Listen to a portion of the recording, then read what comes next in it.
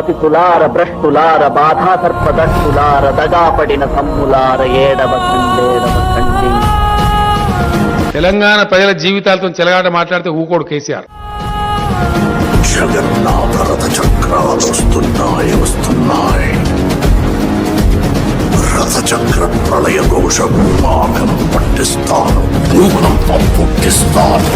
నేను వెళ్ళినా అంటే మళ్ళా భూకంపం పుట్టాలిగా.